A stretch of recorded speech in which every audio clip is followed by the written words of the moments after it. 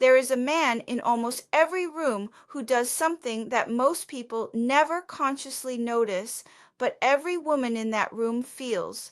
He doesn't walk in loudly, he doesn't make a speech, he doesn't flash anything or perform for anyone, he simply walks in. And yet something shifts. Women become aware of him, not all at once, not obviously, but the awareness is there, and it stays. You've seen this man before. Maybe you couldn't explain what made him different. Most people can't, because what he's doing is operating entirely below the level of words, in the space of energy, posture, stillness, and quiet control that most men have never been taught to develop. Here's the part that surprises people. It is almost never about his looks. Research in nonverbal communication and behavioral psychology is consistent on this point. Women are extraordinarily sensitive to behavioral signals, the way a man moves, holds silence, responds to pressure, and carries his presence in a room. And those signals communicate far more about who he is than his appearance, his clothes, or anything he says. The problem is that most men are focused on entirely the wrong things. They're working on the performance, the voice, the stories, the status signals, and they're missing the substance that actually creates real, lasting attraction. That ends today. My name is Lira, and welcome to Mystique Psychology.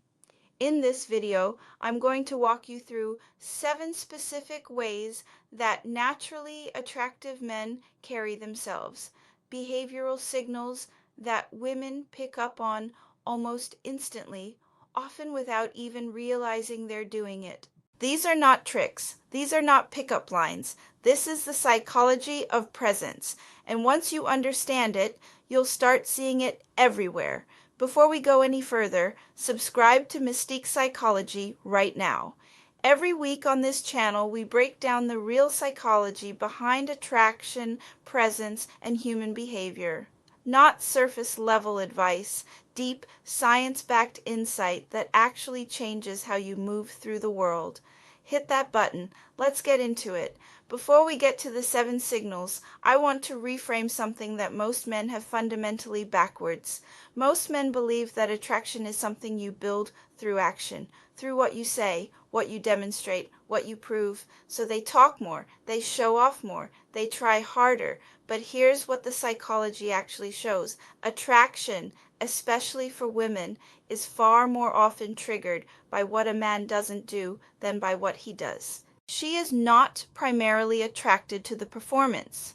She is attracted to the man who doesn't seem to need to perform. Women are biologically and socially wired to read security signals, confidence signals, emotional stability signals, and the clearest signal of all of those things is a man who moves through the world without needing the world's approval to feel okay about himself.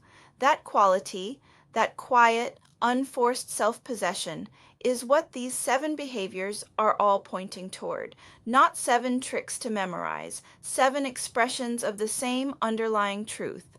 Let's break them down. Signal number 1. He doesn't chase the room's attention, and that's exactly why the room notices him. Here's a dynamic that plays out in social settings constantly, and most people never consciously register it. Walk into almost any gathering and you'll see men competing for attention. One is telling a story slightly louder than necessary. Another laughs just a beat too hard at his own joke. Another jumps into every conversation to add something, anything, just to make sure his voice is in the mix. None of this is malicious. These men are not bad people. They're just responding to social pressure the way most men were conditioned to, by trying to earn their place in the room through performance. But watch what happens to the one man who doesn't do any of that. He's comfortable, he's relaxed, he's not scanning the room to see who's watching him. He's not adjusting his volume or his stories based on the audience. He simply exists in the space, calmly, completely, without apology, and within 20 minutes, people are wondering about him. This is a well-documented psychological phenomenon. When everyone else is performing for attention, the man who clearly doesn't need it becomes the most interesting person in the room. His lack of desperation creates intrigue. People start projecting depth onto him, wondering who he is, what he does, what he's thinking about, and women, who are especially attuned to these dynamics, feel it immediately. This is not about being antisocial. It's not about being cold or detached. He can be warm, engaged, genuinely present in conversation. The difference is that his warmth and engagement are not motivated by approval. He's not there to win the room. He simply is there, fully, quietly, without needing anything from it. That distinction, subtle as it sounds, communicates something extraordinarily powerful about who he is. The practical takeaway here is this. The next time you're in a social setting, notice how much of your behavior is driven by wanting to be noticed. The jokes you tell, the volume you use, the stories you reach for. Ask yourself, am I adding to this moment because I have something genuine to offer? Or am I performing so people will see me? One of those motivations feels effortless, the other exhausts you, and every woman in the room can feel the difference. Signal number 2. He lets people discover him. He doesn't advertise himself. There is a very specific energy that a man gives off when he is constantly trying to impress people. It's subtle, but it is felt instantly. He steers conversations back toward his achievements. He finds ways to mention his salary, his travels, his connections, not once, but repeatedly, in slightly different forms. Every topic becomes an opportunity to demonstrate his value.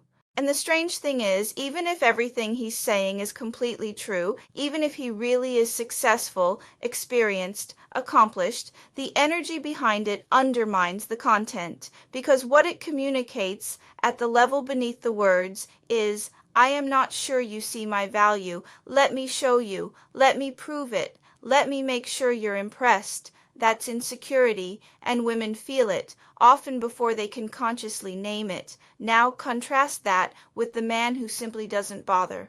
He's interested in you, genuinely curious, asking real questions, actually listening to the answers. He shares things about himself when they naturally come up in conversation, not to impress, but because the exchange called for it. He doesn't lead with his accomplishments. He doesn't engineer moments to demonstrate his worth. And then, at some point in the evening, someone asks him what he does. And when he answers, people realize this man has actually built something remarkable. He's done things worth being impressed by. But because he never tried to make that happen, the impression lands 10 times harder than if he'd been broadcasting it all night. This is the difference between selling yourself and simply being yourself and letting people arrive at their own conclusions. One is desperate, one is confident, and they feel completely different from the outside. The practical application: in your next conversation, try an experiment. Set a rule for yourself. Don't bring up your job, your income, your travel, or your accomplishments unless directly asked. Let the conversation be about genuine exchange. See how it feels. See how people respond. I think you'll be surprised. Signal number 3. He understands that speaking less often makes his words mean more. There is a pressure in social settings that most people never consciously examine. The pressure to keep talking, to fill every pause, to contribute to every thread, to make sure your voice is audible in the mix. And most men respond to that pressure without even questioning it. They talk constantly, jumping into conversations, finishing other people's sentences, telling long stories, explaining things that didn't need explaining. The result is that their presence becomes familiar very quickly. Their voice is just part of the ambient noise of the gathering. Now imagine the man who does something different. He listens, actually listens, not waiting for his turn to speak, but genuinely tracking what the other person is saying, thinking about it, absorbing it. He doesn't jump in, he doesn't compete. He waits until he has something worth adding, and then he adds it, briefly, clearly, relevantly. And because he doesn't speak constantly, when he does speak, it lands differently. People actually stop and pay attention, not because his words are miraculous, but because they've learned unconsciously that when this man speaks, it's worth hearing. He doesn't waste words, which means the words he uses carry weight. There's a deeper psychological layer here too. When someone reveals everything immediately, shares all their thoughts, tells all their stories, volunteers all their opinions, there's nothing left to wonder about. The mystery is gone within the first 10 minutes. But when someone speaks thoughtfully and selectively, they create space for curiosity. People start wondering what he's thinking, what he hasn't said, what else is there to discover. That curiosity is profoundly attractive. Good listening is also frankly rare. In a world of constant self-broadcasting, a man who makes you feel genuinely heard and seen is an anomaly, and women notice that anomaly immediately. Here's the distinction worth understanding. Speaking less is not the same as being shy or withdrawn. Shyness is silence driven by anxiety. Confidence is selective speech driven by self-possession. One feels small, the other feels grounded. Quick pause. If this is landing for you, subscribe to Mystique Psychology right now. We break down this kind of deep behavioral psychology every week. Hit the button and let's keep going, because the next signals are where it gets really powerful. Signal number 4, silence doesn't make him nervous, and that tells women everything. Watch what happens in most conversations when there's a pause. The moment the talking stops, someone rushes to fill it immediately. A random observation, an unnecessary joke, a topic that has nothing to do with anything. The panic is almost visible. There is a compulsion to make the silence go away. And here's what that panic reveals. I need the conversation to keep going in order to feel okay. I need your engagement in order to feel secure in this moment. That's an approval signal, and women read it instantly. Now, here's what it looks like when a man is genuinely comfortable with silence. The conversation pauses. He doesn't rush. He lets the moment breathe. Maybe he holds eye contact, or looks away thoughtfully, or simply sits with the quiet without any urgency to end it. He is not threatened by the pause. He doesn't interpret it as something going wrong. He just lets it exist. And in that moment, in that stillness, he communicates something extraordinary. I am not dependent on your constant engagement to feel secure. I am complete in myself. I am here with you, fully, and I don't need the noise to prove it. That is rare, genuinely rare, because most people have developed a near-phobic relationship with conversational silence. They associate it with failure, with rejection, with the interaction falling apart. So they keep talking, keep joking, keep filling until the interaction exhausts itself. The man who sits in silence without needing to fix it radiates a kind of groundedness that stands out in almost any social environment. His nervous system is regulated. His identity doesn't wobble in the absence of stimulation. And for women who are hyper-attuned to emotional stability, this quality is deeply, inexplicably attractive. There's also something that happens in shared silence between two people who are genuinely comfortable with each other. The silence itself becomes intimate. It says, we don't need to fill every moment. Being here is enough. If silence currently makes you uncomfortable, if you feel the urge to talk the moment a pause appears, that's worth paying attention to. It usually indicates that you're relying on external validation more than you realize. The presence of other people and their engagement with you is filling something that ideally comes from within. The practice is simple but not easy. Sit with the silence. Let it last one beat longer than feels comfortable. You'll discover that nothing falls apart, and your presence in that moment will feel more settled than anything you could have said. Signal number 5. He chooses what deserves his attention, and that control is magnetic. Here's a pattern that reveals a man's emotional foundation faster than almost anything else. Someone makes a slightly pointed comment, someone challenges an opinion he expressed, someone teases him, maybe lightly, maybe with a bit of an edge, and in that moment, the reaction a man has tells you everything you need to know about how secure he is in himself. Most men react immediately. They defend, they explain, they counter, they get visibly tense. The comment finds its target, and they spend the next several minutes either arguing back or over explaining themselves to reestablish their image. And what that reaction reveals is, you have power over my emotional state. Your words can move me. Your opinion of me matters enough to disturb my composure. Now watch the man who doesn't react.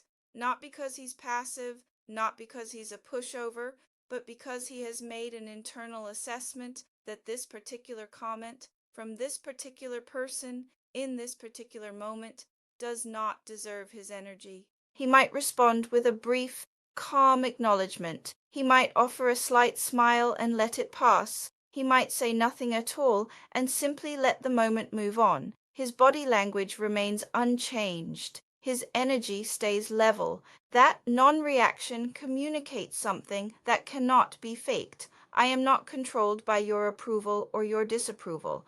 My sense of self does not hinge on winning this exchange. This is what emotional security actually looks like in practice. Not a performance of toughness, not aggression, just a man whose foundation is stable enough that not every wind moves him. Women notice this with extraordinary sensitivity because it answers a question they are always, on some level, asking about a man. Can this person be rattled? Will he become someone different under pressure? Is his confidence real, or is it a performance that collapses when tested? The man who doesn't react to every little thing answers that question clearly, and the answer builds trust in a way that nothing he could say about himself ever would. The practical note here: this is not about being unresponsive or emotionally unavailable. It's about developing discernment, the ability to assess what actually deserves your engagement and what doesn't. Not every challenge is worth responding to. Not every provocation needs fuel. Learning to choose your reactions rather than having them chosen for you by whoever pushes the right button, that is one of the most powerful things a man can develop. Signal number 6.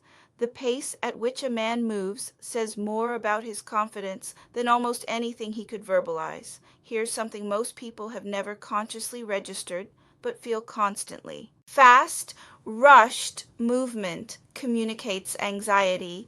It communicates that you're behind, that you're trying to catch up, that the environment controls your pace. When you walk quickly for no reason, when you sit down with urgency, when your hands move in restless, rapid gestures, your body is broadcasting, I am not fully at ease here. It's subtle. Most people couldn't articulate why a man seems nervous or unsettled, but the body language is being read continuously, below the level of conscious thought. Now watch what happens when a man moves slowly and deliberately. He walks into a room at his own pace, not sluggishly, not with laziness, but controlled, unhurried.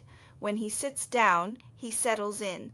When he reaches for something, the gesture is natural and calm. When he gestures in conversation, the movements are measured. They arise from the content, not from nervous energy looking for an outlet.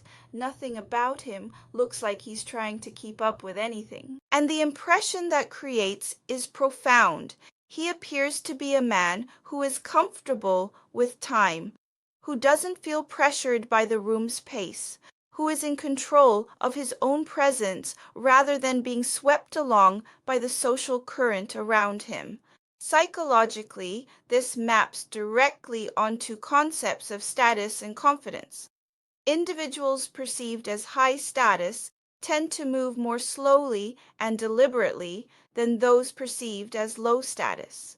It's not a coincidence. High status individuals don't feel the same urgency to perform, to keep up. to prove themselves, and that ease shows up in the body. For women who are reading these signals continuously, often without knowing they're doing it, a man who moves at his own unhurried pace reads as grounded, confident, and in control of himself. The practical practice: start noticing your pace, not just physically, but in conversation. Do you rush to respond? Do you fill pauses immediately? Do you walk faster when you feel observed? Slowing down, even slightly, in your movement, in your speech, in your reactions, creates a measurably different impression.